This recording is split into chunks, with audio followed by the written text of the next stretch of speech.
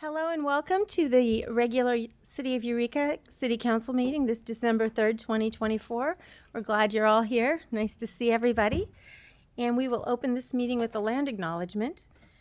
The land that Eureka rests on is known in the Wiyot language as Jirojiji.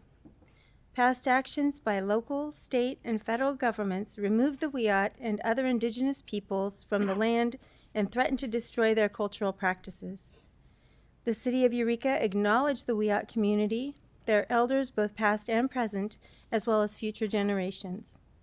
This acknowledgement demonstrates the city's commitment to dismantle the ongoing legacies of settler colonialism. And do we have, let's do a roll call first. Councilmember Castellano. Here. Councilmember Moulton. I'm here. Councilmember Fernandez is absent. Councilmember Bauer. Here. Councilmember Contreras de Loche. Here. Mayor Burgell. Here. And would all two who care to join me in the Pledge of Allegiance?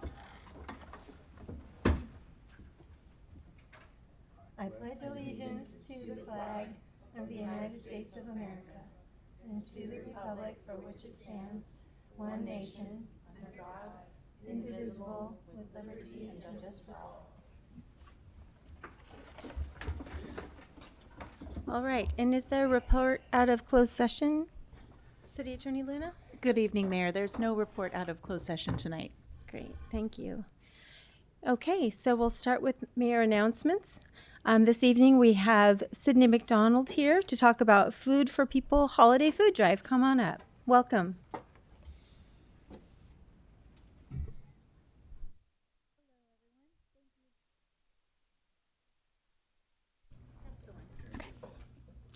Thank you, everyone. It's a pleasure to be here.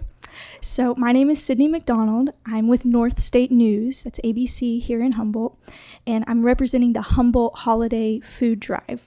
It's put on by Senator Mike McGuire and Food for People. It's an annual event. Here at North State News, we promote this annual food drive each holiday season. This is the largest food drive on the North Coast. It happens right here in our own backyard. Last year was our best yet. Over $52,000 were raised and over 30,000 pounds of food were collected to feed our community. And I'm here with good news for those who are listening here today as well. There's still time to get involved with it. We have opportunities where business owners can come alongside and sponsor the event through the digital advertising that we do. Members of the community that want to be involved, we're coming up for the big day. It's next Thursday, December 12th from 3 to 6 p.m. at the Eureka Safeway. This is a drop-off and donate event, and you can bring donations there. Financial support can be directly given to the event through Food for People's website, foodforpeople.org. And I just want to say thank you for the opportunity to share and bring awareness to this event, for all the good that it does for our community. I am very passionate about rallying together to support a good cause, and what better way than by taking care of those who have fallen on hard times or our local seniors who need extra love this holiday season. So my name is Sydney with ABC, and next year this is an annual event, so we just kind of wanted to spread some awareness here within the city as well for potential sponsorship opportunities, and thank you for the opportunity to speak. Thank you, Sydney. Does council have any questions for Sydney? Seeing none, thank you so much for being here. We appreciate you. And that's December 12th in the afternoon? Yes. In the afternoon. Safeway? Eureka. Great, thank you. All right. So for our next presentation, we'll bring up Managing Mental Health Clinician Jacob Rosen. It's quite a title there, sir, to talk about our Winter Warming Center. Thanks for being here.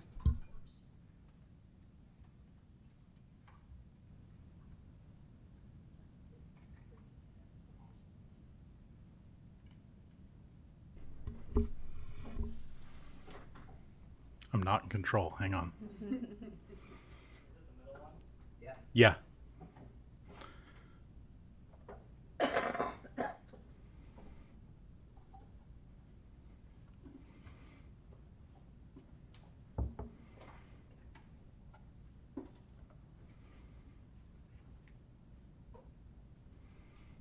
All right. Good evening, Mayor and Council.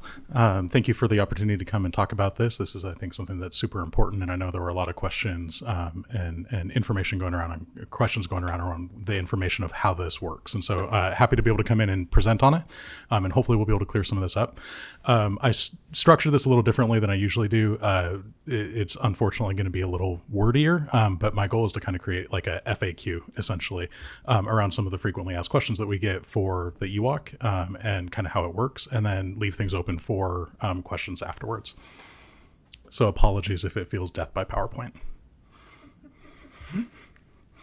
So some quick history. The first time we popped this up was the winter of 2022 to 2023. During that year, we had pretty dangerous temperatures, regularly getting below freezing. We had excessive precipitation and strong winds. There was a series of deaths that were unfortunately attributed to this weather, 3 of which were here in Eureka, numerous others around the county of Humboldt. At that time, I believe after the second or third fatality, spearheaded by now retired Chief Jarvis, city staff came together and started to develop a plan to kind of combat this and figure out how do we get people inside, how do we help folks be safe with the weather, knowing that the city has the homeless population that it does, and how do we create a low barrier system so that those folks can access it if they're not accessing other shelters. From concept to launch, it was 1 week. And so from the time that we determined this was a need to the time that we actually opened a center was just 7 days. That wouldn't have happened without our partnership with Lifehouse Church and Pastor Willie Bowles. It wouldn't have. Their support and volunteers and facility really made it possible. We did not have anything else lined up. So I like to give them that shout out because they really came through for the community. Our guests, in going back 2 years later now, trying to look for the data, 1 week launch time, we didn't really have a lot of considerations for how we were going to track data efficiently. So it's scattered through a bunch of emails. And these are the numbers that I found. I didn't want to go reporting too heavily just because I know it's an incomplete data set. We've since remedied that. But we were having 3 to 15 guests per night. And if I remember correctly, we're open for 10 to 12 nights. So last winter, 2023 to 4, Faith Center joined as a second site. The implementation plans were very much refined, both in terms of how we recruit and train volunteers, but also how we pop the site up. We started to write some of this stuff down and get policy and procedure around it so that it's replicable and not just dependent on a couple city employees to make it work. We got a huge outpouring of community support. We had over 100 volunteers sign up and over 60 completed the volunteer trainings. And then we only had to open 2 nights. Where it met our actual criteria for opening, and we'll definitely cover the criteria. During those 2 nights, both of them were due to temperature. The activation was much smoother. We had a ton of volunteer turnout. We were full every shift. I've since started tracking these numbers. So for this year, I have those volunteer numbers, but last year we didn't track that. We had 22 guests over the 2 nights, 3 pets and 1 couple. So this year, we've continued to refine the implementation process, especially having more robust data collection, because that's important. Unfortunately, at this point, Lifehouse Church is no longer a viable site due to some limitations in their administration capacity and just being able to kind of perform that lift. It's just not going to happen. They regret that was the case, but it's just kind of how we go. Faith Center is still there. And Betty Chin has stepped up to the plate and made her facilities available as our kind of backup secondary site until we're able to find a more permanent second site. So data for the last storm that was just a couple weeks ago, 11/17 to the 22nd. We opened 3 nights, all due to precipitation. We had 65 guests in total. We had 23 community volunteers, and that's not including Redwood Teen Challenge, who has been providing our transport services, and then Betty's staff, many of whom volunteered to come in extra for those nights, and then Betty herself staying extra. So there was, again, a massive community lift to make this happen. We had 11 pets, and we had 5 couples. So one of the frequent questions we get, probably the most frequent question we get, is when do we open? So first, whether or not we open is a group decision. This isn't just kind of on a whim. It's kind of split between Commander LaFrance with EPD, myself, and then Jeff Davis with Uplift. We're constantly monitoring the weather and then consulting throughout the day and determining whether or not it's going to meet our criteria based on the forecast. And we are attending the National Weather Service meetings and getting briefed on that. There are 4 criteria that we've reserved for opening. The temperature is under 33 degrees, right? So freezing or under, 32 and down is when we would open for temperature.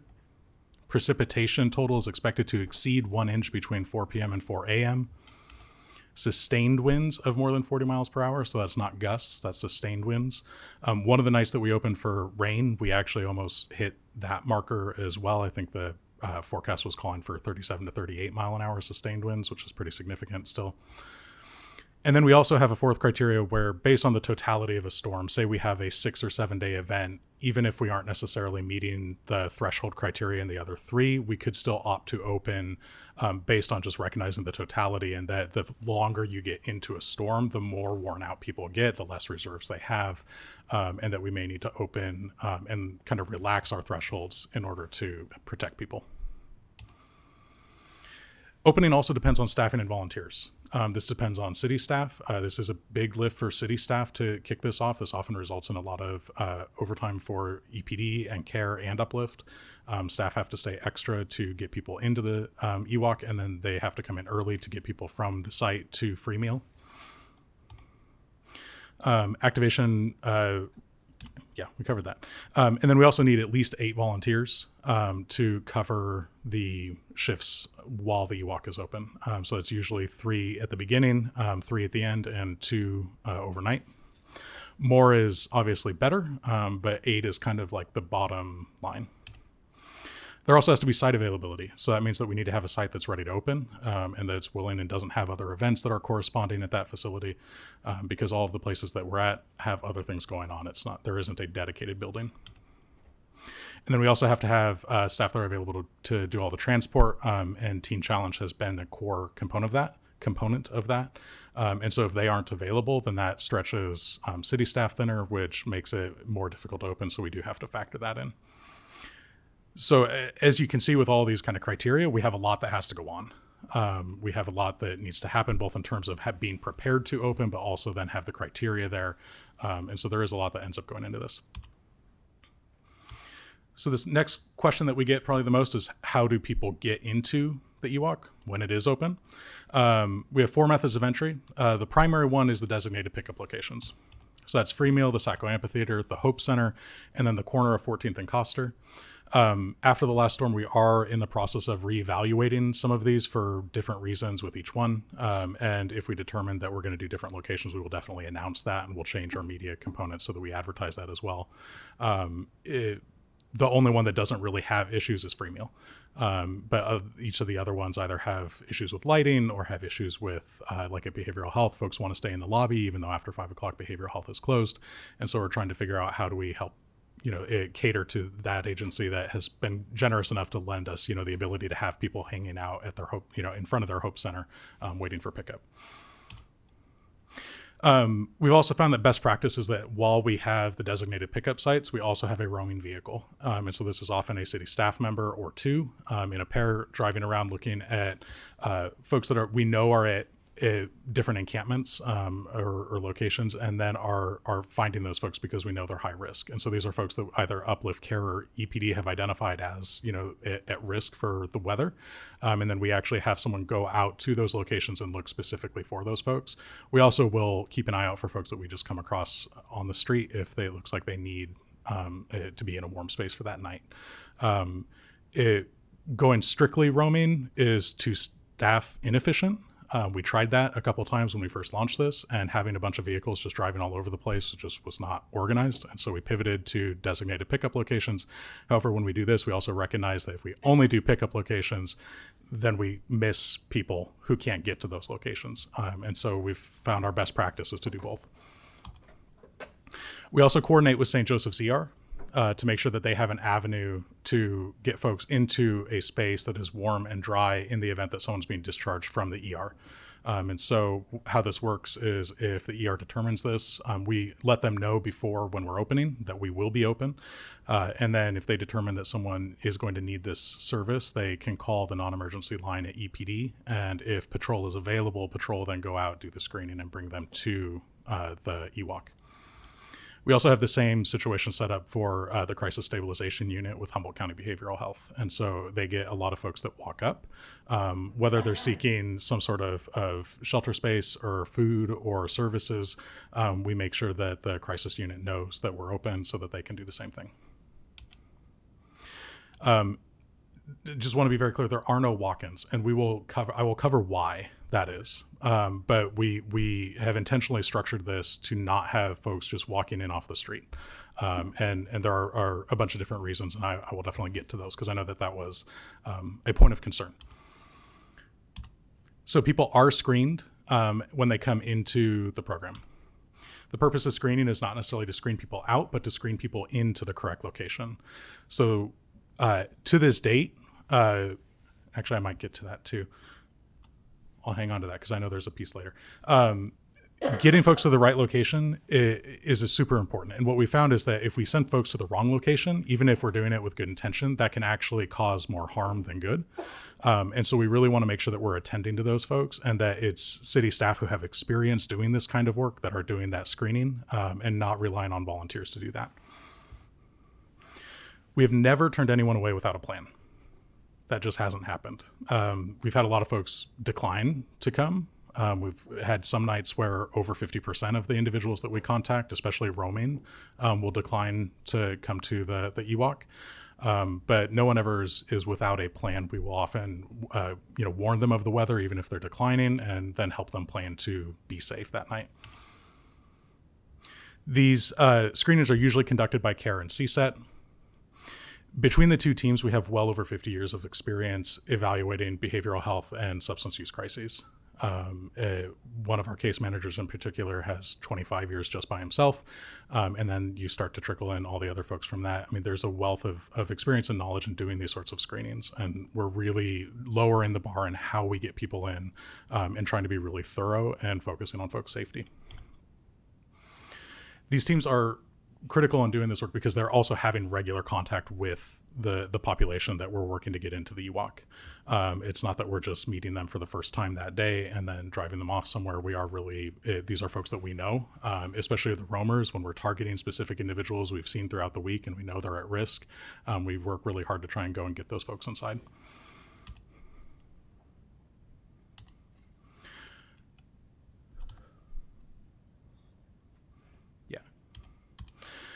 So the screening criteria, first one is health. And this is kind of simplified. I mean, we go into more depth with this when we're doing our actual evaluations, but these are like the simple criteria. If an individual is not going to be healthy enough to get through the night without some sort of like predictable call to, emergency services to go to the ER, they probably should just go to the hospital at that time. I mean, why would we prolong someone getting more services and send them to an inappropriate location for them to have a medical crisis there when we can attend to that in the moment? We also look at safety. Someone does have to be able to have appropriate behavior and maintain their physical safety while they're there. So if they're having mental health or substance use related issues that are putting themselves at risk or someone else at risk, there's a better chance that we're going to do an evaluation for a 5150 and determine whether they need more emergent services at a higher level of care rather than bringing them to the EWOC where that behavior could then affect other people. We also then look at intoxication level. Intoxication does not rule out someone going to the EWOC. However, they do have to be able to maintain with the first two criteria, right? So if someone is so intoxicated with alcohol that they are at risk for alcohol poisoning, we're going to screen them into the ER and go that route as opposed to bringing them to the EWOC. If someone is having a behavioral health crisis where they're so psychotic and disorganized that they can't figure out their own shelter and their behavior is erratic, we're going to evaluate them for a 5150 instead of bring them to the EWOC for that crisis to then emerge with volunteers. Essentially looking at it, the screening, looking at it from our perspective is to figure out how do we get people to the right location. It's not so much to screen people out.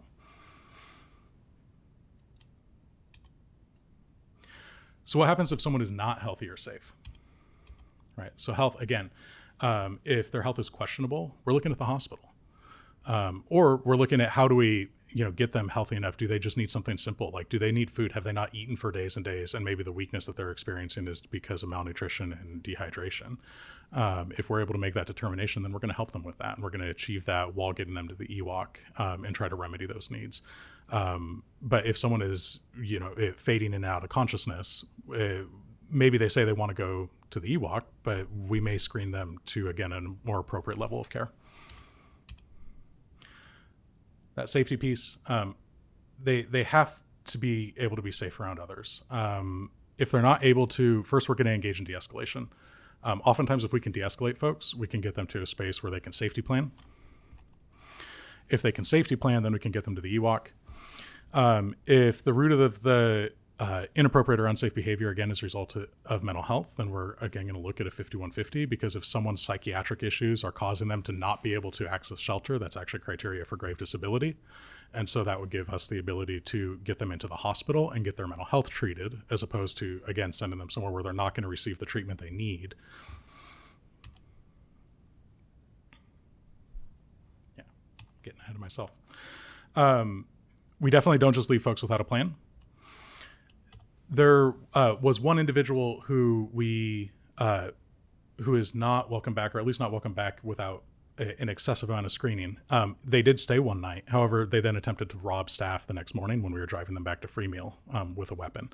And so, again, for those appropriate reasons, right, where if someone is not safe because of their mental health or their choices in behavior, that may preclude them from coming out. But we want to be able to do that screening ourselves and not leave that up to volunteers. And that's because if we leave it up to volunteers, and I'll cover this a little bit more later as well, we risk losing our volunteers. And if a site becomes unsafe, we risk losing that site. Right, because these are folks who are doing this out of the goodness of their heart. They're not necessarily trained to do this, and we want to be able to protect them and balance those two issues.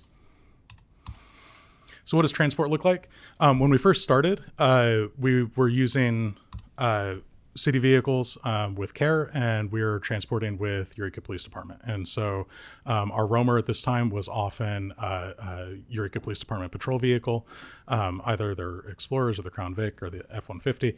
Well, they may not have had the F-150 at that time. And then city vehicles were doing the designated pickups. And so we had our vans, or we would borrow the larger van from Uplift and use that. This year, our roamer is actually from CARE, and we're using the vans for that. And then we've worked really closely with Redwood Coast Teen Challenge to provide that larger van pickup and go to our pickup sites. Tom Throssell and his crews have been amazing and have really helped provide a warm transport experience. They have the space, they have the vehicles, and being able to have a lower amount of city staff working overtime allows us to be more sustainable for the long term if we have a long storm. Another question we get is there food? Food has been made available on most nights. When we very first started, Lifehouse was bringing some of their own food. We also had Free Meal donating food. Faith Center staff have also brought in food when we've opened at their center. And then the Church of Jesus Christ Latter-day Saints has also created a dedicated crew. We actually have like a whole separate SMS chain just for them, where they will spontaneously cook a massive amount of food, an impressive amount of food in a very short period of time to feed people. And so that's been a big help. They haven't been able to offer a site, but they've been able to offer that. And that's really made a huge difference with folks, coming inside and having something warm to eat. However, in the absence of these groups, there is no dedicated food source. And so we really do rely on volunteers for that help. Where do guests go in the morning? So around 6 o'clock, between 6 and 7, folks get woken up. Around 7 to 8, folks are transported back to Free Meal. Uplift and CARE often handle the morning transports. This does require staff to come in early. And then Uplift also serves coffee at Free Meal to the folks who are coming back from the EWOC. We've also been asked multiple times, do volunteers get training? They do. It's not a lot, but we give some.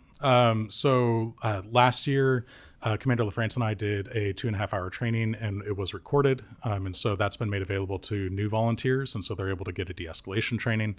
And then we've also been using the state's Department of Healthcare Services naloxone training to make sure that anyone who is staffing this as a volunteer has at least a minimum knowledge of how to use naloxone, so that if someone does overdose on opiates while at the center, we provide the naloxone there, and then they are at least trained to use it. Training completion is tracked. That's courtesy of Robin Prasker and our Community Services Department. And then videos are recorded so that if anyone needs a refresher, they can do that. We also get a lot of questions around why we don't share the location. I know this is a big one. So after the initial drop-off, the EWOC is ran by the volunteers. There is no city staff there overnight. There might be church staff if it's their site, or in Betty's case, Betty will have her staff there if she's not. However, when we first started this, it was only church facilities. And so we recognized that a lot of the folks who were there did not have the level of training and experience that CSET, Uplift, CARE have. And in order to protect those staff and not put them in a vulnerable situation, we need to do that screening. And if we just share the location, people are just going to show up without going to the screening. So the reason we don't share the location is to protect the intake structure so that we can protect our volunteer staff and keep the program running and have longevity.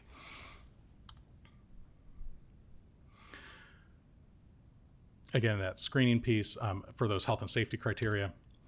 If volunteers don't feel safe, we risk losing those volunteers. And if the site hosts don't feel safe with their facility hosting, then we're going to lose those sites.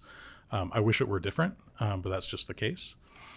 And so it's really a balancing act, trying to make sure that we're getting the most amount of people in with the lowest barriers possible while also keeping it sustainable. And so we don't share the location in order to protect those facilities from people just walking in.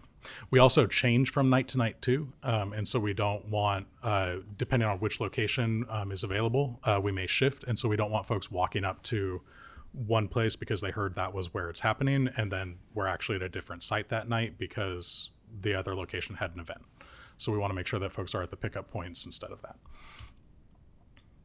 Who do we collaborate with?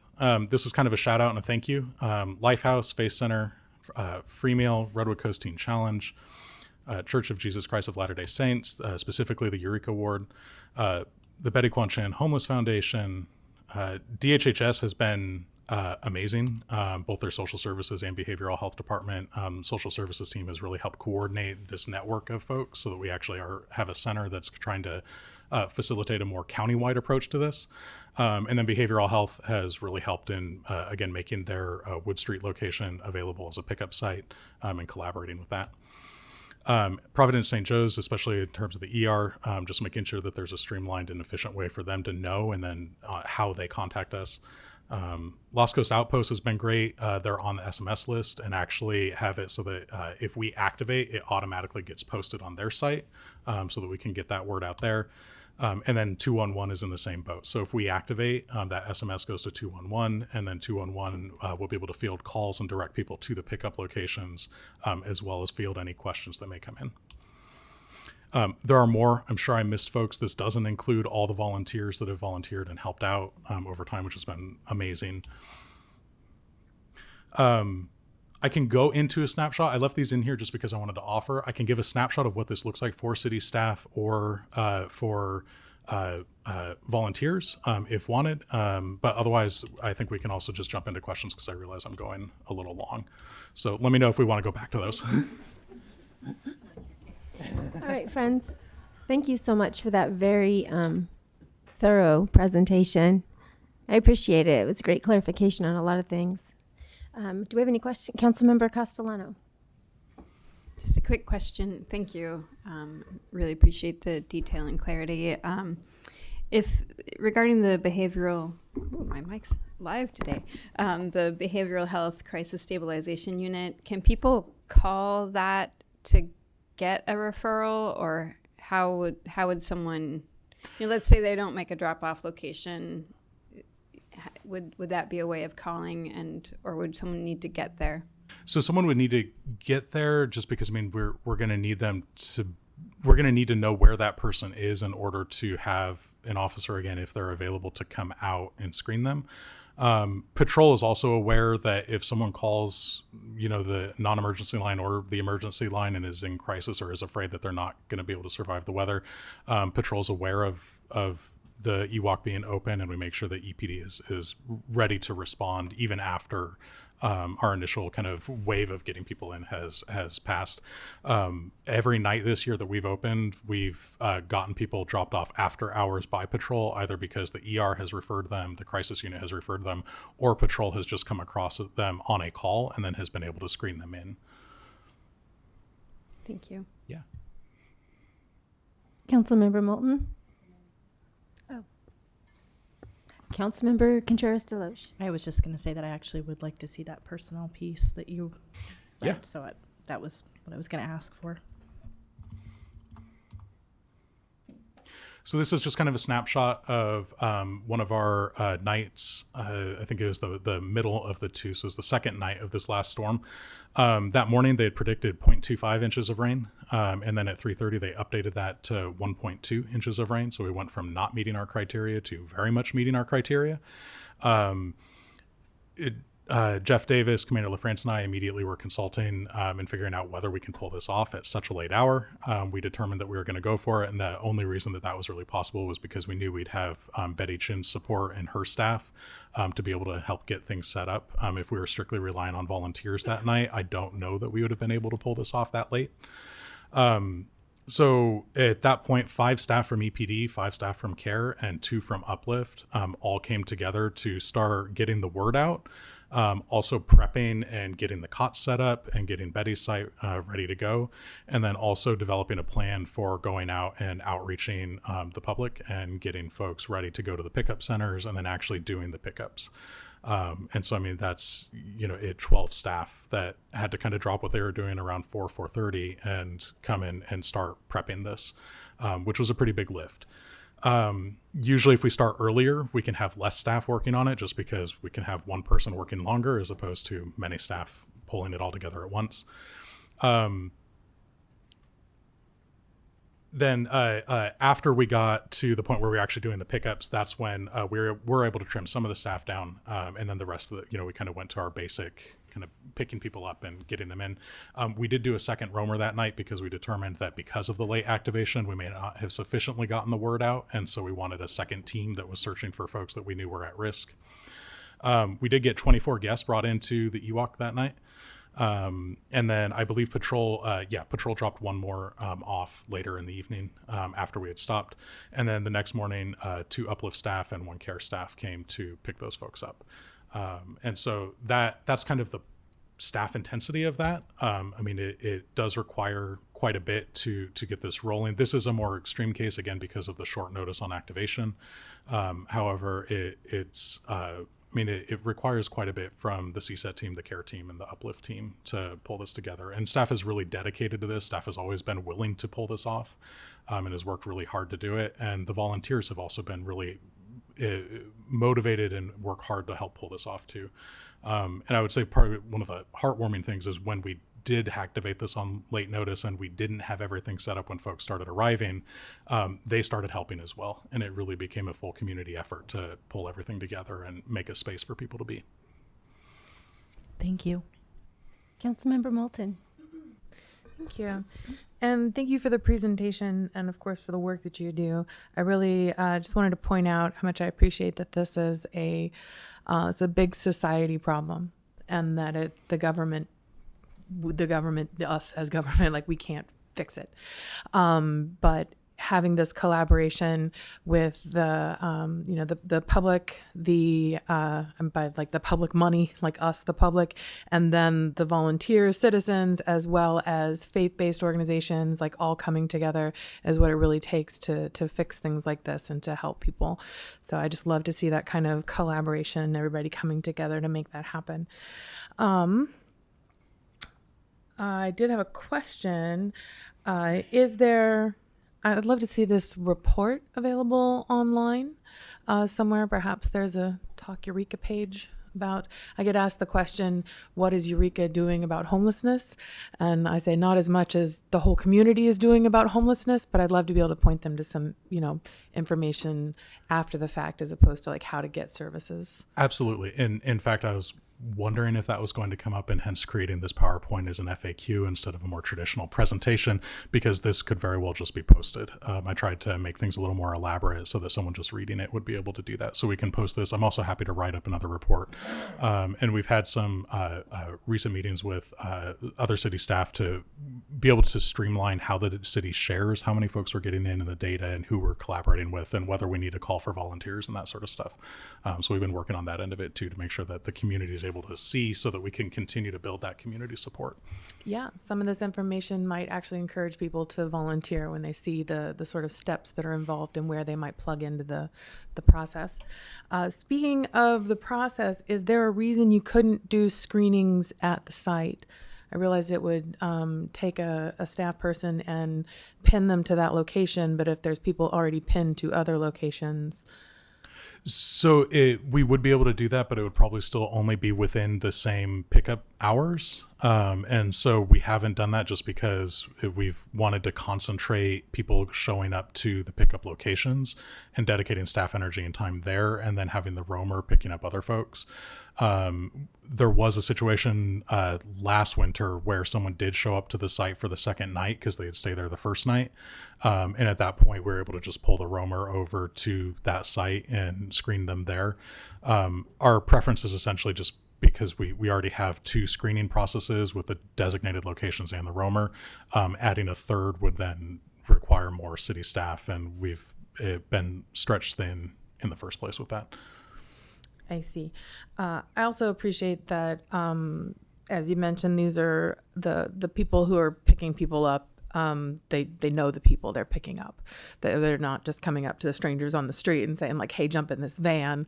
They know their name, they know their situation, and often they know where they're camping and why where they're camping is not safe for them for the evening. So I can see that sort of one-on-one customer service, for lack of a better term, could be a good way to get people to, get out of the weather.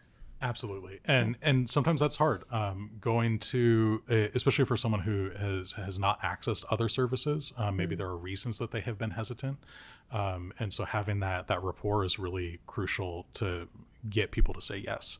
And we've done a better job at that this year than in past years, and making sure that we get the word out and how we've been operating. And that's kind of been a product of the streamlining that we've really worked toward. And the evidence has showed, in other years, we were looking at 10 to 15 people as our max. This year, we hit 25 and our low was 19. So, our lowest intake was higher than our highest intake the last 2 years. I'd call that successful. Of course, success would be nobody needing this. But the fact that we're able to offer it is just very heartwarming. Thank you. Anything further? So, through the chair, I just wanted to add a couple of things to elaborate on what Councilmember Moulton was saying about the community aspect of this. All of the partnering agencies have been great in working through this, but I just want to make it clear that the Eureka Rescue Mission, when they have these same weather conditions, they lower their barriers, they accept more folks, they allow more folks to come in there. City of Eureka has had, for many years now, an emergency overflow shelter agreement with St. Vincent de Paul. We're working on updating that right now, but it'll be in place again, and it's not just for emergency weather. It's for any time that any one of our shelters are over capacity, whether that's the women and children side of the rescue mission or Betty's facility or the men's side of the rescue facility. If it gets to a maximum, we have another 25 beds to support our community for that, and it's not just based on the weather as well. Good to know. Thank you. And to add on to that a little bit, other agencies around the county are also working on that. So the county has kind of put together I want to get the acronym right, I think is the EWCRN, which is Emergency Weather Community Response Network, which does consist of the county, us, Arcata House Partnership, and numerous other agencies and faith-based organizations. And so there's Arcata House often lowers their thresholds, and they will also occasionally do an emergency weather center as well. And then there's faith-based organization down in Southern Humboldt that tries to put this together in combination with a nonprofit. I'm forgetting the names of them, unfortunately, but there are many other efforts, and the county has really kind of played that role to help centralize some of that, and so that's also happening.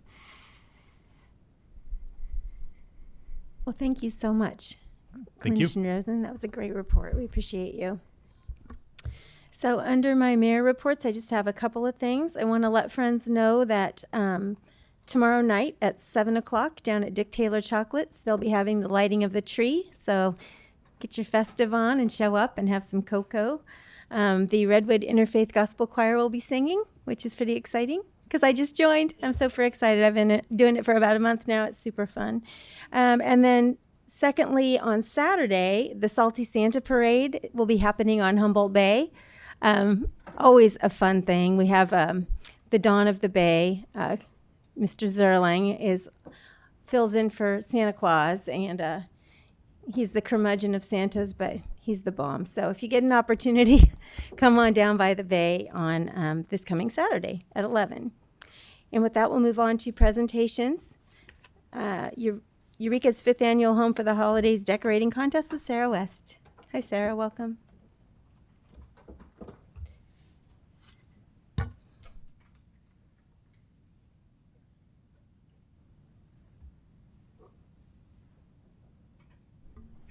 One moment while we switch presentations.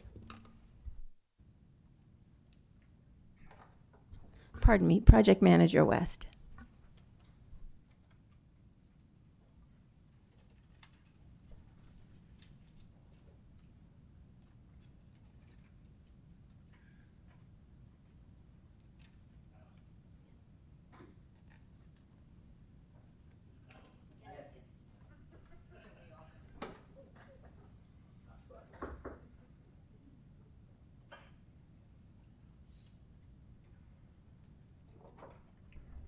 Thank you. Good evening, Mayor and Council. I'm here tonight to share about the upcoming Home for the Holidays contest. This is going to be the 5th annual. So those who may not be familiar with it, this is a contest that encourages folks in the greater Eureka area to decorate the outside of their homes with holiday decor. And then we publish a community map and encourage folks to view the houses and vote for their favorite. Why do we have it? So it started during the pandemic as a way to foster connection and community, and it's been very popular. The map I created last year had over 40,000 views, so we've continued the tradition. It also just helps make Eureka a nice place to live, and along with the other holiday activities that the city and the community do, it encourages folks to visit Eureka and enjoy all of the holiday decor, and it's a component of our lighting plan. So who can participate?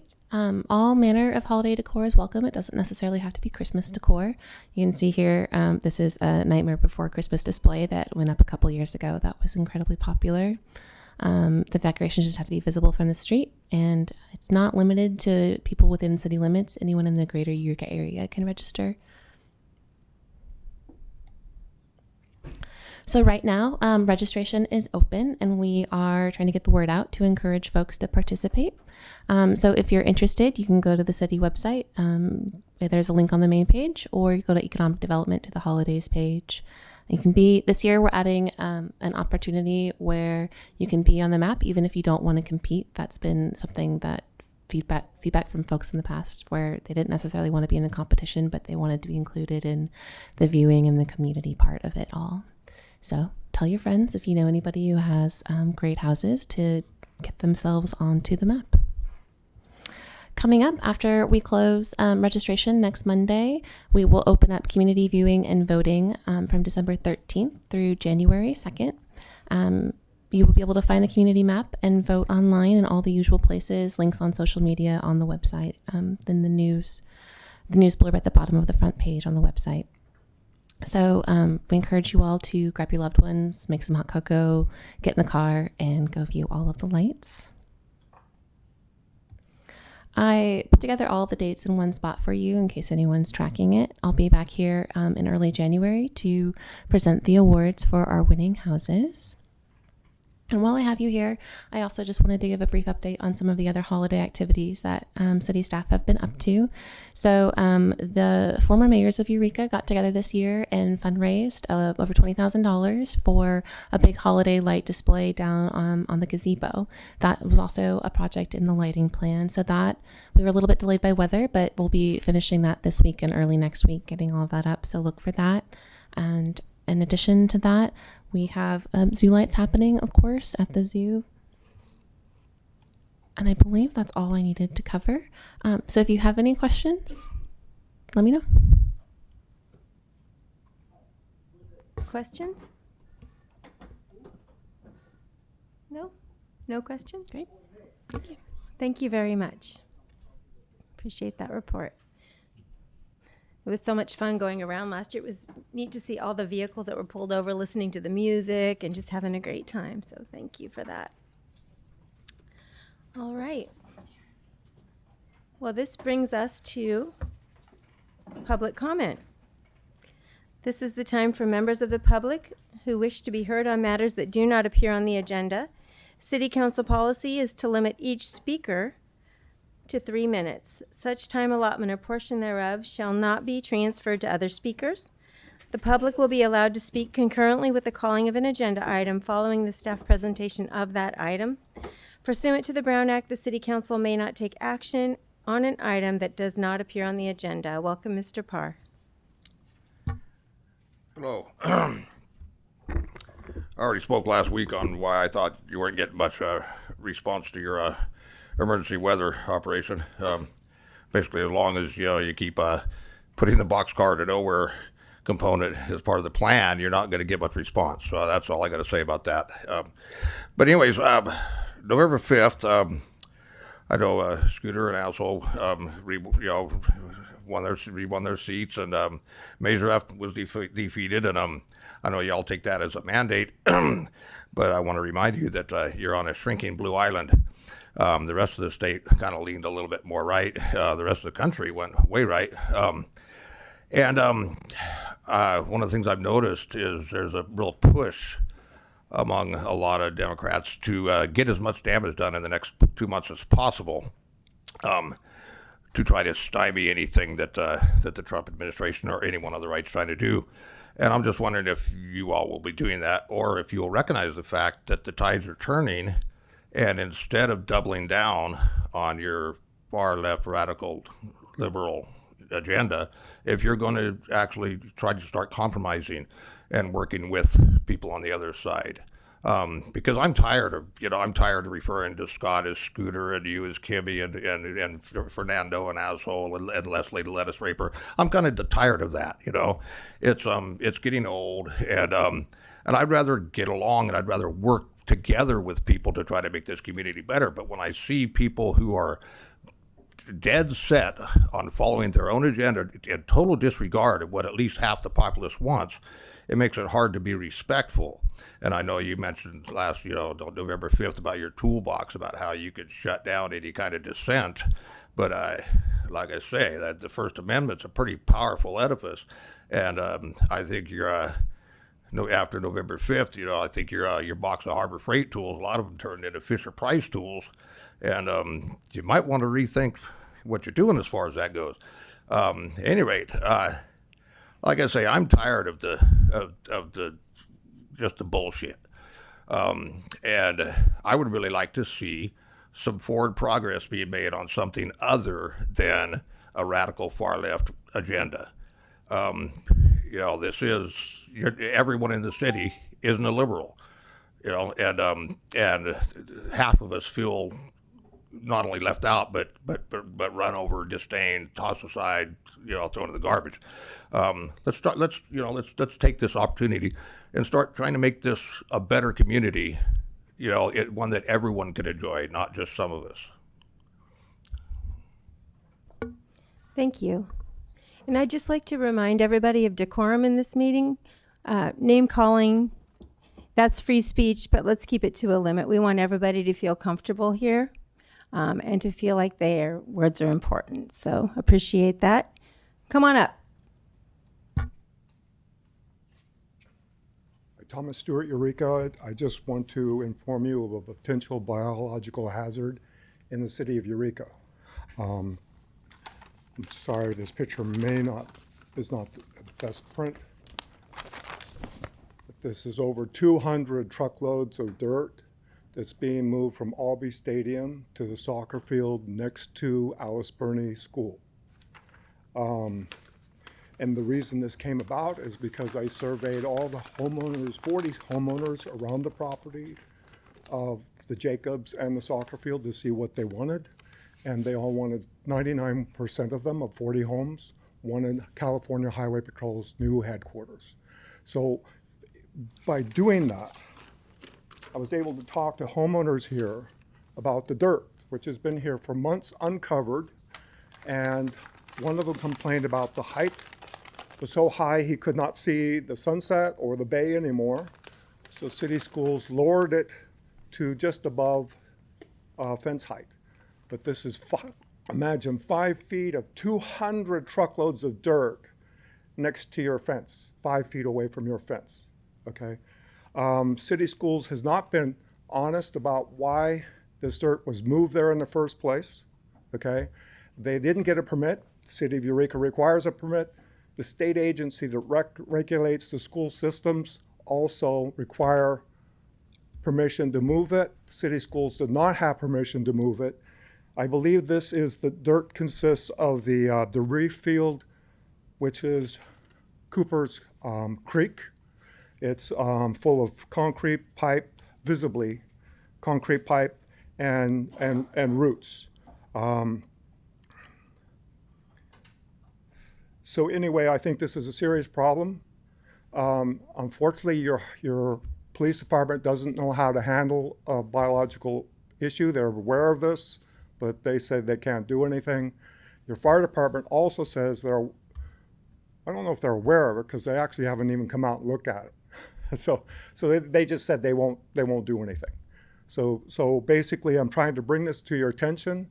If a student at that elementary school starts getting sick because of contaminants in the soil, I was told from somebody that knows, that says the soil going there has to be tested, which is, in my investigation, has not taken place, okay? One of the neighbors said this smelled like sewage. That's why I thought this is a more serious problem, because it smelled bad, okay? This could be pesticides over the years, DDT, sewage. It could be full of a lot of contaminants, but hopefully you look at this before you're sued. Thank you. Thank you.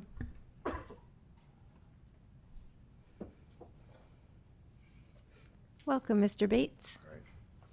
Good evening, council and city staff. My name is Ken Bates. I'm a commercial fisherman out of Eureka. I've been here since '74. I've been dealing with the city of Eureka since 1982, representing the fishing fleet.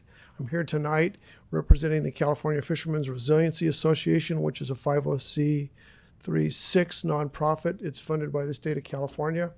And I'm specifically here to thank the council and the staff for all the work they did to replace the fender pilings at Eureka Fishermen's Terminal. Replacing the pilings with the new modern recycled plastic was a super, super important thing. Without the fender pilings in place, boats were essentially going under the dock. So what might just look like sort of a small thing for you guys, this was a huge thing for the fishing fleet here and for the people, the fishermen that come in to use our facility at other parts of the year. A little bit of just background for a second. Eureka Fishermen's Terminal was a project that Jimmy Smith, Ken Bay, and I took on. It took us 18 years to get that project funded. We ended up signing agreements with the city of Eureka so that we could jointly apply for the monies to build that. This has been the first, to my knowledge, the first major expense that we've had to do down there. And so we're really grateful that you did that. I continue to have the pleasure of working with Miles Slattery. He's my 11th city manager. And thanks again. Okay. Thank you. Is there anyone else in chambers that would care to comment during public comment? Seeing no one, do you see anybody on Zoom? I do not see anybody on Zoom. Great. With that, we will close the public comment and move on to public hearings.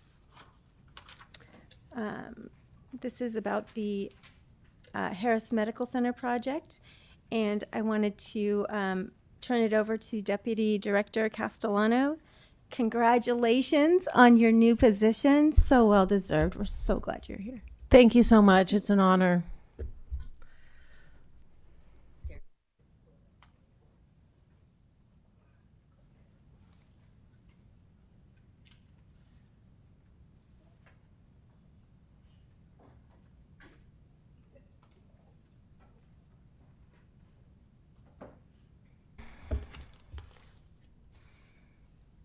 Okay, great. Thank you. Good evening, Madam Mayor and council members. Tonight I present the Harris Medical Center project at 272 Harris Street.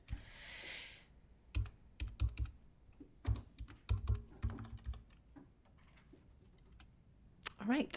Here's a bird's eye view of the subject property in the context of the city limits. Zooming in, the property is located south of Harris Street between Williams and D Streets. The site currently contains a vacant church building, accessory garage storage buildings, a large parking lot, and a cell tower. Here's another bird's eye view of the project site, but a little closer in, looking to the northeast towards Henderson Center, which I attempt to outline here for more context. Here you can also see the massing of the existing church building and the accessory structures, as well as the existing cell tower, which will not be modified as a result of the project.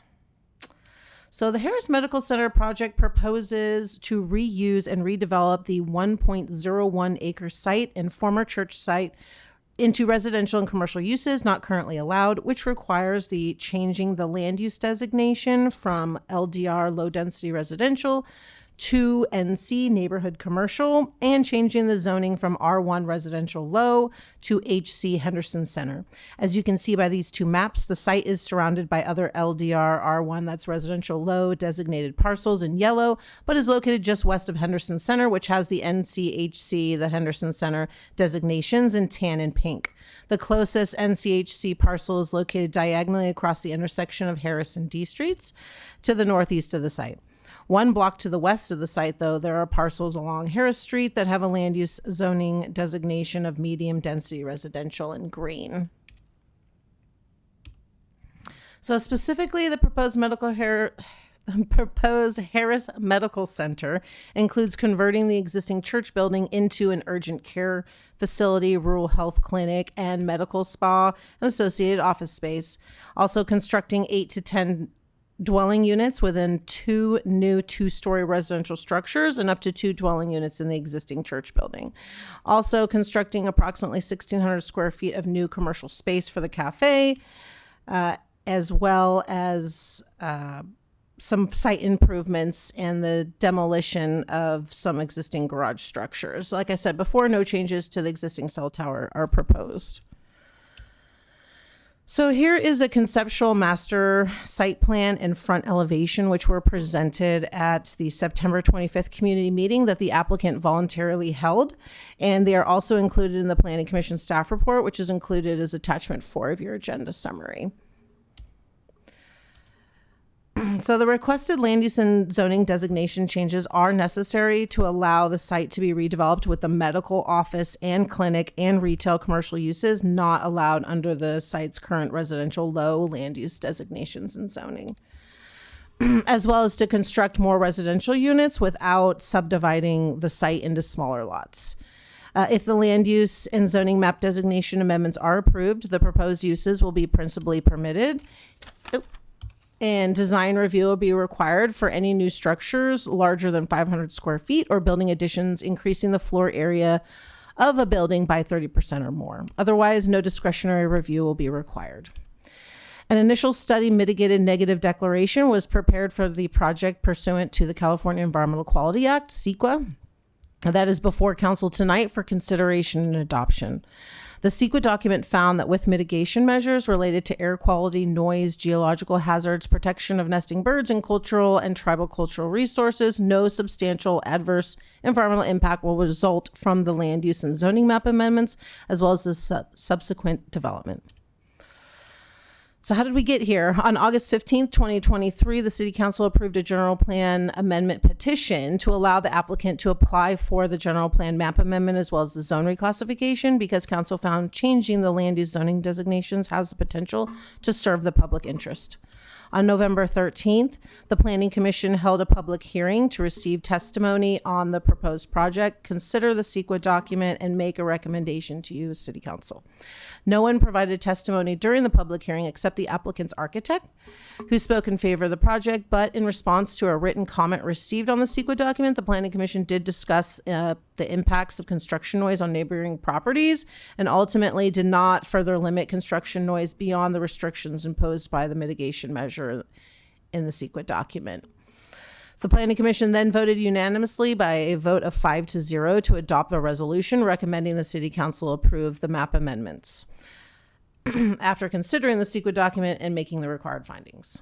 So tonight is the first of 2 City Council meetings. This meeting is a public hearing to receive public testimony, and then staff is recommending that you receive the Planning Commission report in attachment 4, which includes the required findings and analysis for approval, adopt the CEQA document, approve the general plan map amendment to change the land use designation, and then introduce the ordinance for the ordinance for the zone reclassification to amend the zoning map. At a second City Council meeting, Council can adopt the ordinance for the zone reclassification. If it is adopted, the zoning change will become effective 30 days after adoption. So based on the analysis in the Planning Commission staff report in your attachment 4, staff believes the required findings can be made. Therefore, the recommendation is to receive the Planning Commission report, hold a public hearing, adopt a resolution adopting a mitigated negative declaration, mitigation, monitoring, and reporting program and response to comments for the Harris Medical Center project, as well as adopt a resolution to approve the general plan map amendment to change the land use designation from low density residential to neighborhood commercial. And lastly, to waive full reading and read by title only and introduce bill number 1042-CS, an ordinance of the City Council amending the inland zoning map to reclassify 272 Harris Street from residential low to Henderson Center. I have a suggested motion, but we'll stop screen sharing for the discussion. Thank you. Do we have any? Thank you. Do we have questions? Councilmember Moulton? Thank you. Thank you for the presentation and, of course, this very thorough document. You referred to a cafe. Is that the commercial space, the 1,600 square foot? So that would be right on the street? Correct. In front of, okay. There's more residences in this than I was thinking there would be originally, which is cool. We need housing. Do you know who is going to run the urgent care facility? I do not. Okay. I'm assuming it's a private entity. Yeah, I do see the applicant is in the audience, so maybe he can come up and answer that later when you guys are ready. Okay. I think now's the time for questions, isn't it? Mm-hmm. So now would be the time. Can I ask you, applicant, where'd you go? Would you care to come up and answer a couple of questions, sir? I did see him there.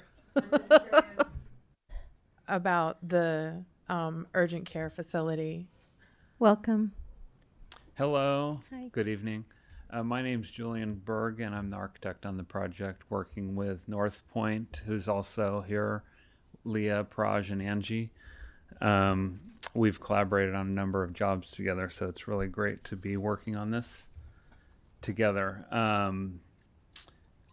I'll say a few quick words, and then we can, if you have any questions, you're welcome to ask me. I think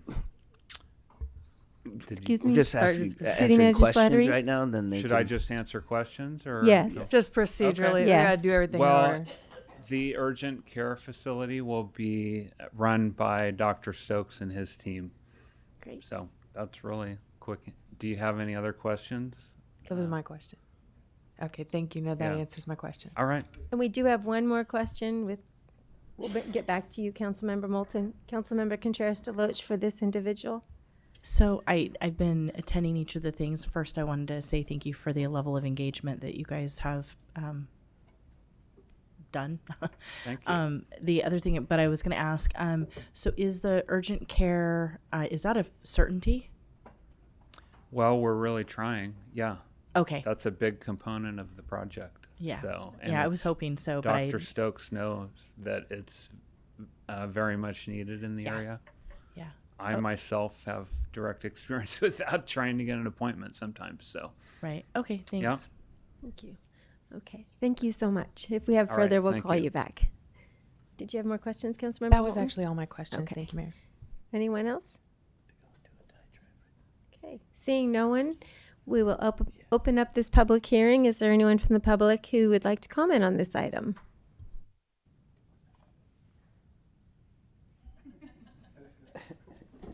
Well, hello, welcome. Yeah, I guess I should have just stayed up here. Well, anyway, I just wanted to say I'm really pleased to be working on this project.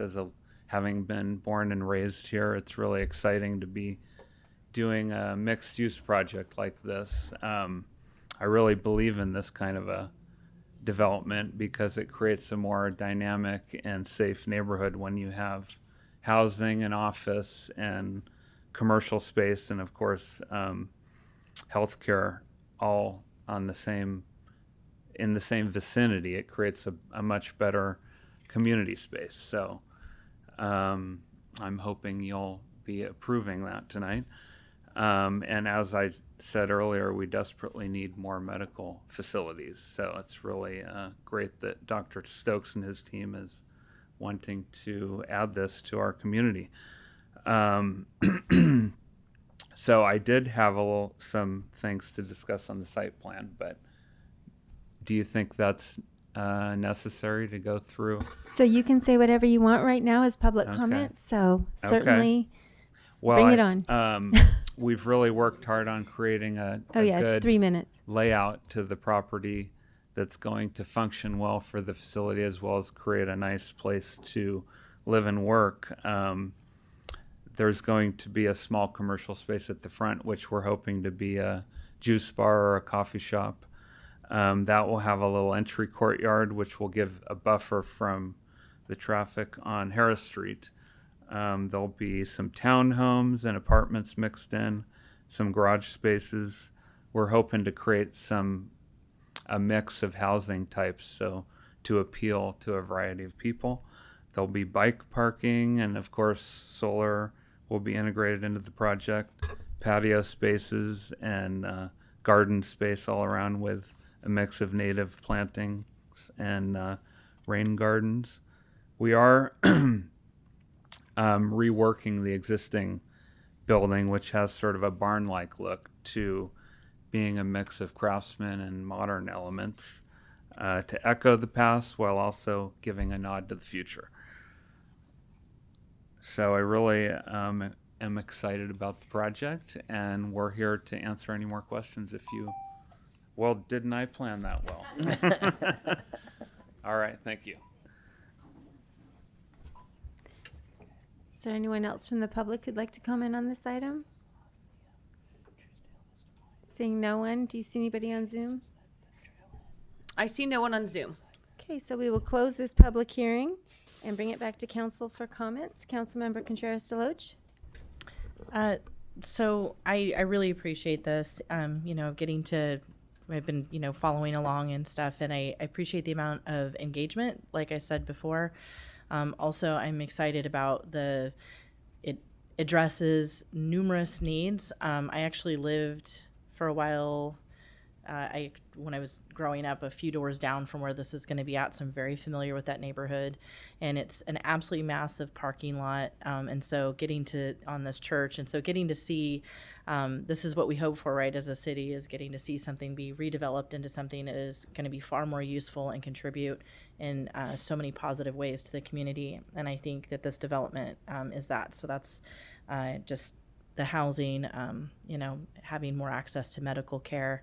And it really is a hop, skip, and a jump. The map showed that. I mean, it's like right there. It's very Henderson Center adjacent. I mean, it's very close. So I think this is great. I'm excited. So I'm going to make a motion. Yeah. How much of that do I need to read? All of it. I have to read the whole thing? All righty. there. I'm sorry, we couldn't make it any shorter. Can't make it any shorter. Where do I start? Recommendation: receive Planning Commission report and hold a public hearing and adopt a resolution of the City Council of the City of Eureka adopting a mitigated native declaration, mitigation monitoring and reporting program in response to comments for the Harris Medical Center project, and adopt a resolution of the City Council of the City of Eureka approving the general plan amendment to change the land use map designation from low density residential to neighborhood commercial at 272 Harris Street. Do I need to read the APN? You just have to read it once. And I do have to read it? Just read it once. APN 010261012. And waive full reading, read by title only, introduce bill number 1042-CS, an ordinance of the City Council amending the inland zoning map to reclassify 272 Harris Street from residential low to Henderson Center. My goodness. I'll second. Great. So we have a motion and a second. Are there any further comments, Councilmember Castellano? I actually just have a quick question. Are the housing units that are planned here, were those included in our housing element, or are these housing units in addition to what we've planned in the housing element? It's an addition. Bonus. Yeah. Okay. Great. Any further comments? Please vote. Councilmember Bauer absent, unanimous yes vote, motion carries. Councilmember Fernandez absent, unanimous yes vote, motion carries.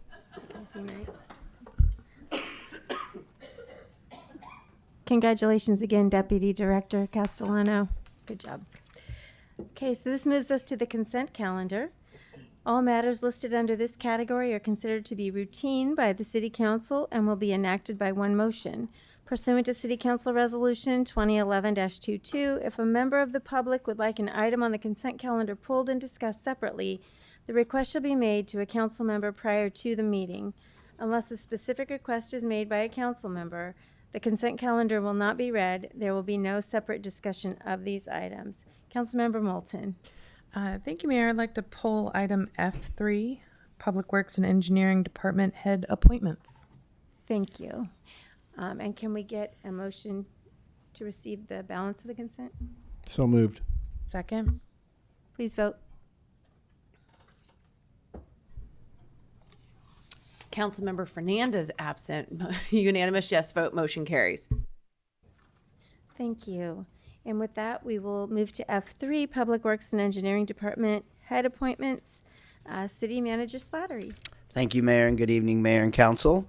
So with this item is related to two new contracts that we're having for some department heads that we're promoting from within, or recommending promotion from within, with the departure of Director Gerving from Public Works, in discussions with staff as well as former Director Gerving, decided to kind of reorganize Public Works. The idea being of going back to what we kind of used to do within the city and separating out Public Works from engineering. The idea is to create an engineering department separate from a Public Works department. Public Works Department will be responsible for the administration and operations of the day-to-day work that Public Works does, and water treatment, wastewater treatment, water distribution, wastewater distribution, streets, and fleet. And all of those responsibilities and day-to-day operations would fall under one department. And the engineering department would be for traffic as well as all capital improvements and facilities-related projects for them to administer, bid, and be project managers and oversight for that. The engineering department will provide those services to the other departments, not just Public Works, but also work with community services on parks projects, facilities projects, harbor-related projects, basically any project that the city is going through. So it is with great pleasure that I recommend Jesse Willard as the appointment for the department head for engineering, and Kelly Allen as the department head for Public Works. Jesse, of course, has been our city engineer for 5 years. I don't know. Sorry, Jesse. It's been a long time. And then 10? Kelly Allen. 9? Kelly Allen has been with us for, I believe, 3 years, 4 years, 8. 7. 8. I'm getting really old. I do remember my first experience with Kelly, but I'll I'll save that story for later. But anyway, Kelly Allen has been a special project manager within the Public Works Department, has worked on a multitude of projects, from water, wastewater, enterprise-related projects to facility projects and everything. And so I think they're both very well suited for this. So staff is recommending that you guys approve their contracts and have them become the department heads of engineering and Public Works Department. So I'm available for any questions. Great. Any questions? No? Okay, so we'll open this item up for public comment. Welcome.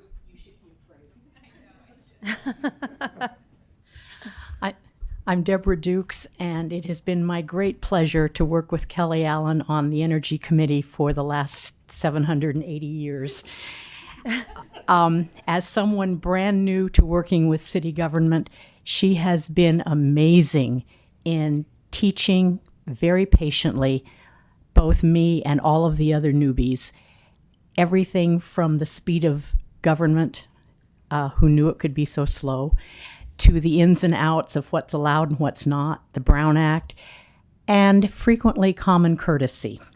I've been extremely impressed. I think you've made a great choice, and I commend both staff and city council.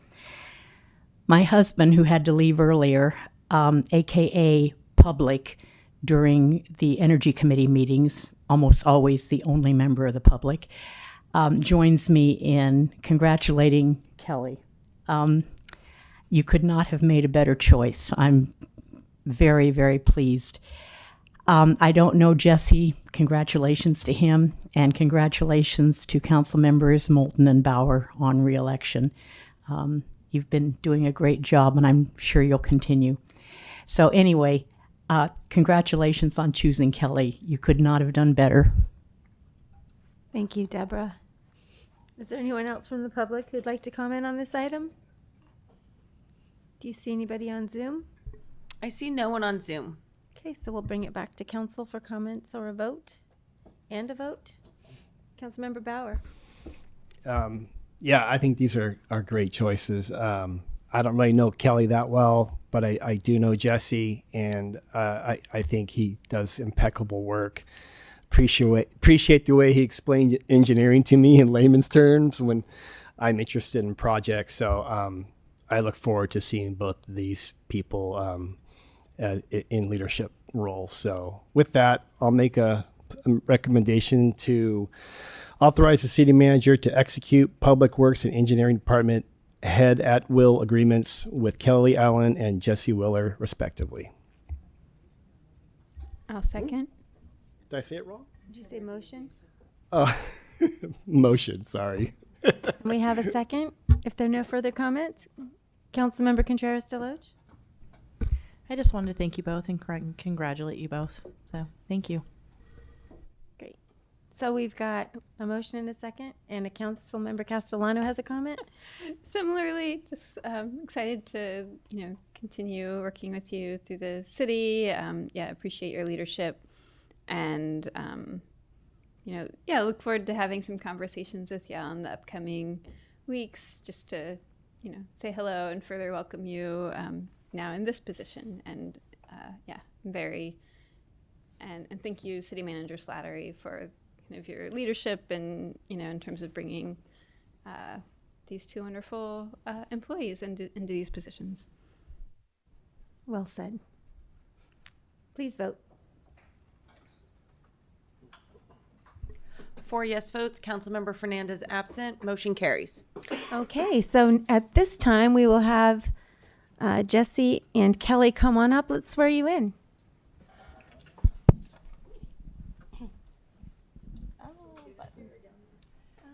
Probably right up here. If you want to just be on the higher end. Smart Alec. Come on back.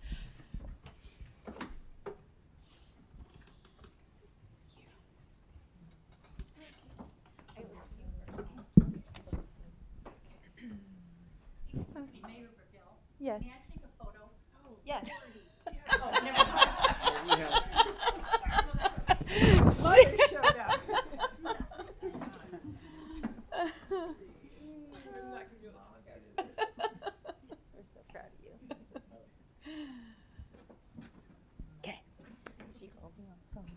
Okay,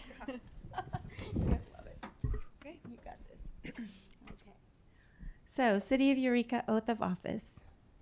I, Kelly Ann, do solemnly affirm I, Kelly Allen, do solemnly affirm that I will support and defend the Constitution of the United States that I will support and defend the Constitution of the United States and the Constitution of the State of California against all enemies, and the Constitution of the State of California against all enemies, foreign and domestic, that I will bear true faith and allegiance to the Constitution of the United States that I will bear true faith and allegiance to the Constitution of the United States and the Constitution of the State of California and the Constitution of the State of California and the Charter of the City of Eureka, and the Charter of the City of Eureka, that I take this obligation freely without any mental reservation, as I take this obligation freely with no mental reservation, or purpose of evasion, and that I will well and faithfully discharge and I will well and faithfully discharge the duties upon which I am about to enter in the capacity the duties that I'm about to enter in capacity of Public Works Director for the City of Eureka. of Public Works Director of the City of Eureka.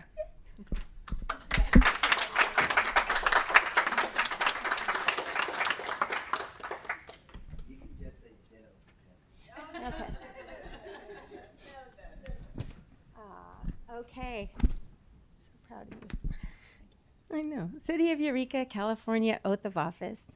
I, Jesse Willer, I, Jesse Willer, do solemnly affirm that I will support I do solemnly affirm that I will support and defend the Constitution of the United States and the Constitution of the State of California that I will defend the Constitution of the United States and the State of California against all enemies, foreign foreign and domestic, that I will bear true faith and allegiance to the Constitution of the United States that I will bear due faith and allegiance to the Constitution of the United States and the Constitution of the State of California and the Constitution of the State of California and the Charter of the City of Eureka, and the Charter of the City of Eureka, that I take this obligation freely without any mental reservation, that I take this obligation freely without any mental obligation, reservation, or purpose of evasion, and that I will well and faithfully discharge the duties upon which I am about to enter in the capacity of Director of Engineering for the City of Eureka. in the capacity of the Director of this Engineering of the City of Eureka. You did it. Good job.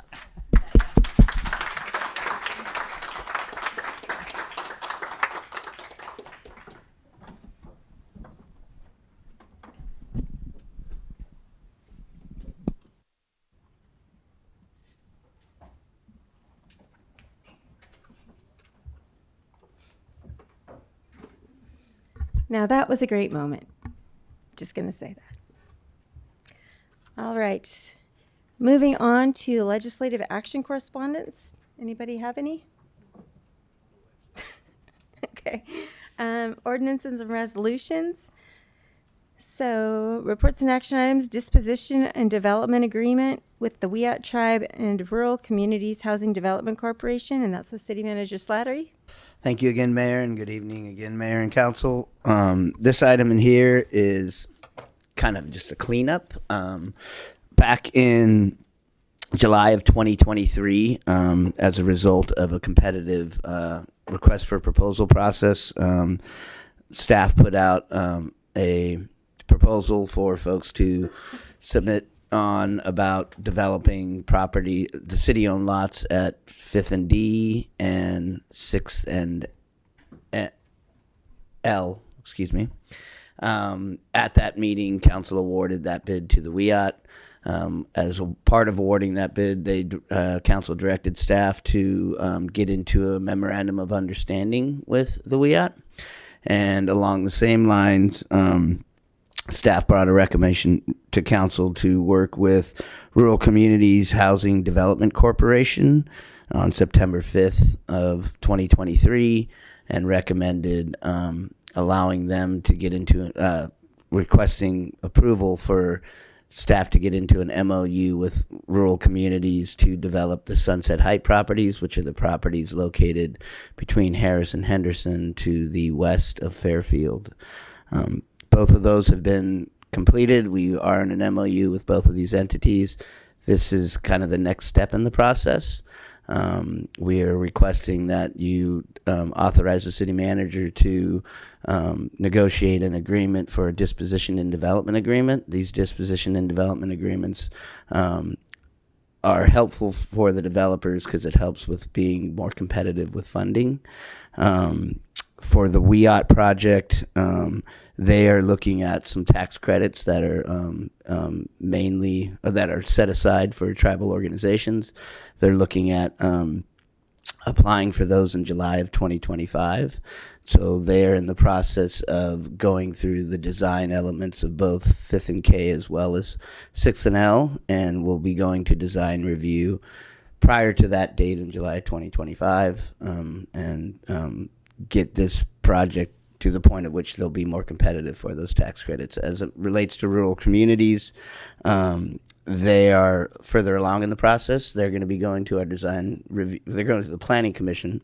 Actually, it'll include design review as well as a CEQA determination, but that's going to Planning Commission on December 11th at the Planning Commission meeting. They applied for tax credits the previous round, and they didn't have enough soft money to be competitive in that process. So they want to get this DDA in place so that they can apply for some multifamily housing program funding from Housing and Community Development at the state level. This money, if successful in February, will provide that soft money that they need to be more competitive for the next round of tax credits. And so staff is recommending that you guys authorize the city manager to enter into a DDA with both the WIOT and Rural Communities. If you have any questions, I'm available. Just a point of clarification. I thought I heard you say 5th and K, but you meant 5th and D. Sorry, 5th and D. I think I said 5th and D the first time, 5th and K the second time. It's fine. Just Do we trying have- to confuse you. I'm sorry. Thank It's 5th you. and D. Thank you. Do you have any questions for City Manager Slattery? Seeing no one, we'll open this item up to the public. Is there anyone from the public who'd like to comment on this item? Seeing no one in chambers, do you see anyone online? I see no one online. Okay, so we will bring it back to council for comments and a motion. Councilmember Moulton?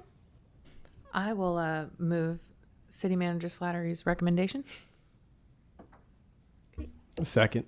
Okay. Anything further? Please vote.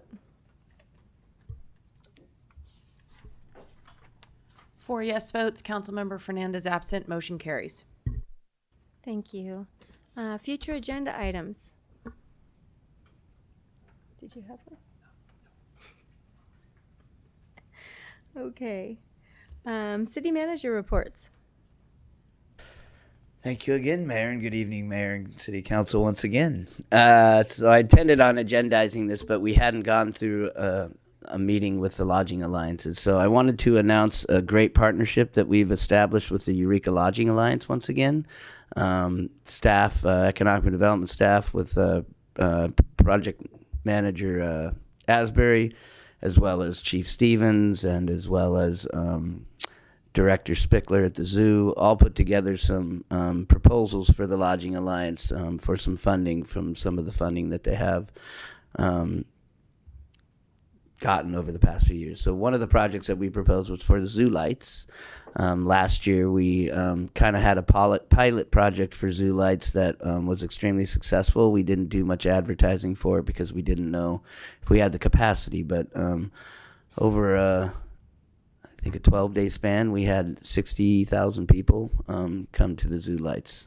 So we made a proposal to expand that zoo light not only along the skywalk, but also to include an illuminated live redwood tree that'll be decorated, as well as some lighting that'll extend our lighting to the kind of back part of the zoo where the paddock area is for the bear exhibit, and adding lighting there so that we can do more evening events as well as expand our capacity for weddings and then also for the zoo lights. So I want to thank the Eureka Lodging Alliance. They have put $100,000 towards this development, and it's allowed us to expand, and we're really going to pub it this year and try and get some more people from out of the area. And so we have established the dates, and so we're doing the majority of weekends and New Year's Eve and Christmas Eve. So on starting December 14th and 15th, from 5 to 8 p.m., there will be the zoo lights opening.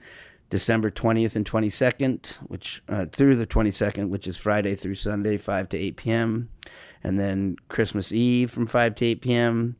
December 27th to 29th, which is Friday to Sunday, 5 to 8 p.m.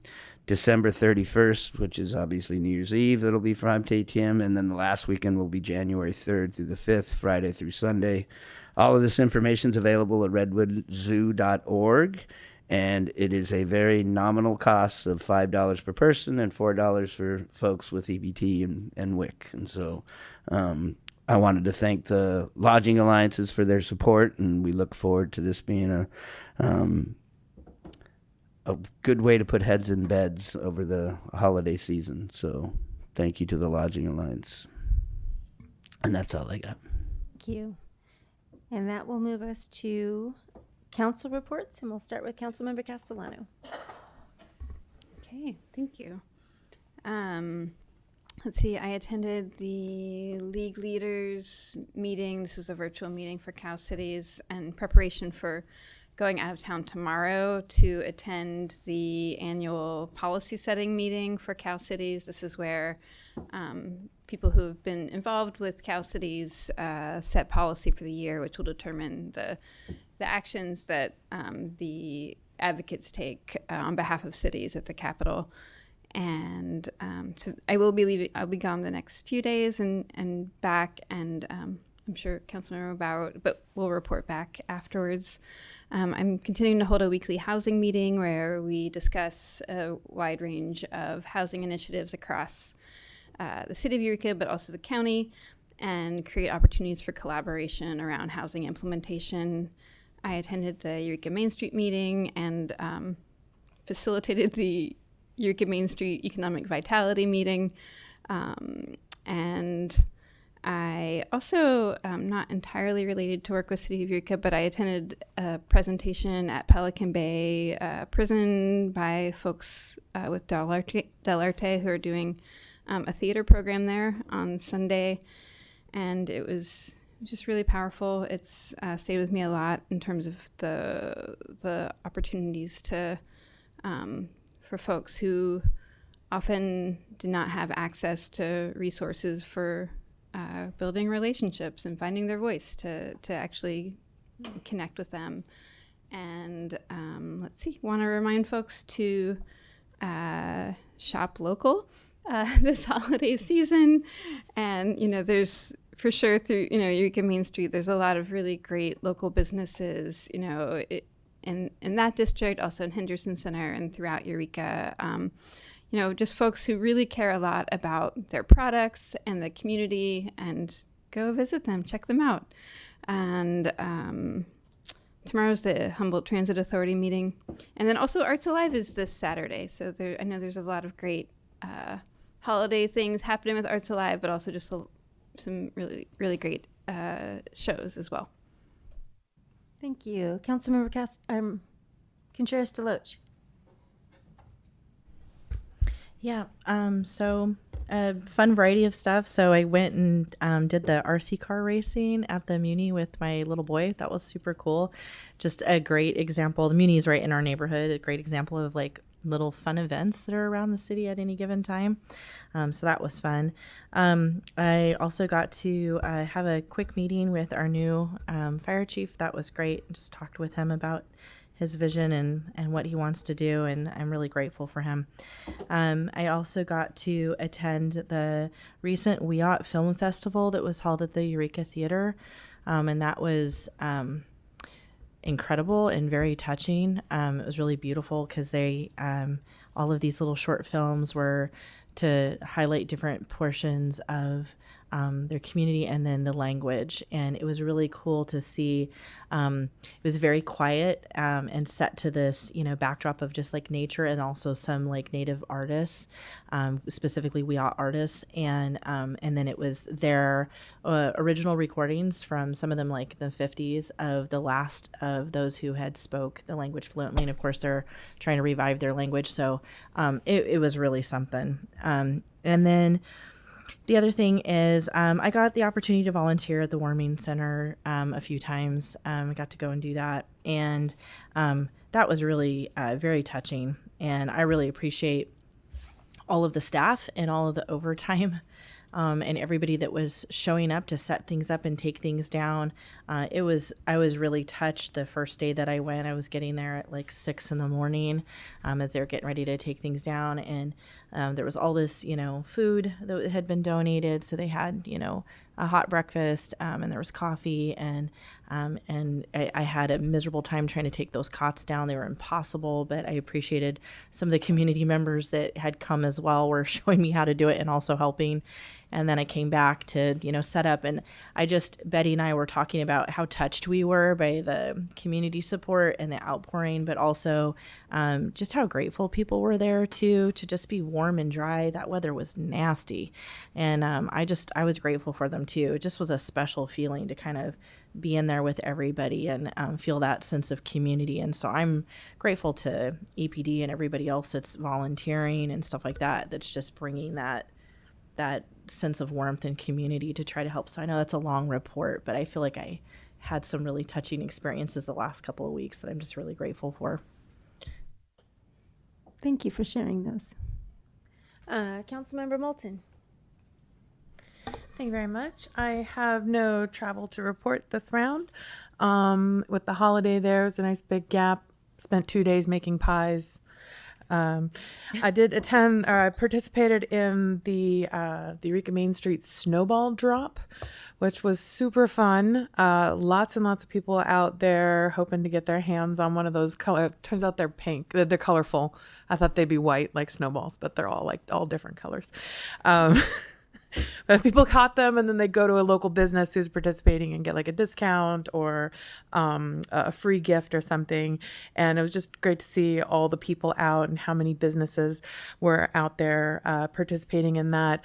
And I would like to echo Councilmember Castellano's encouragement to shop local, because we are a really unique community and that we have so many great local businesses providing all kinds of services up and down the economic spectrum all over the city, and that the only reason they're still here is because people are supporting them. So please continue to do that. And I just wanted to shout out Arts Lab, of course, is totally worth going out to, even if it's a little drizzly. Tough it out, get out the rain boots. But I wanted to shout out to North the Fourth, who is hosting a piece of the AIDS quilt. That is a big national deal, and I'm definitely going to go over there and check that one out. All kinds of great stuff going on, but that's where you'll probably find me at least part of the evening. Thank you. Thank you. Councilmember Bauer. Yeah, thank you, Mayor. I also attended the Cal City's virtual briefing where we tried to discuss priorities for the coming legislative year. I attended the holiday open house, which was a lot of fun, hanging out with people. And I don't think it rained while we were outside, but it was a great event and super fun to walk around Old Town. I'll also be attending a board of directors meeting for League of Cities, leaving tomorrow, and look forward to reporting back on what's going on there. And I've been keeping an eye on Cooper Gulch. So if anybody hasn't seen the restoration of Cooper Gulch that city staff and contractors through state funding have done, it's beautiful to see the creek all restored, and fish are using it. Just little baby salmon are in there. So please check it out. And yeah, I agree 100%. Get out and shop local. It's vital for our city. And I will say, I look forward to collaborating with people in the future. I think there was a discussion about that. It's nice to collaborate with people that don't name call, but we'll work with anybody that wants to do it respectfully and that want to do things that better our city. So I look forward to that. Thank you. Great, thank you. And before we're adjourned, I'll be remiss. I forgot to mention one thing, and that is that I did meet with Major Feist from the Salvation Army. And she was telling me about a lot of the great things they're going to be doing through Christmas. But she also, so I will be ringing the bell again, and she asked me to do a little bit of a challenge to council members to see if they might be interested in doing an afternoon of bell ringing. So if you're interested, you can let me know or let Major Faust know. It's fun. It's noisy, but it's fun. So let me know. And with that, we're adjourned.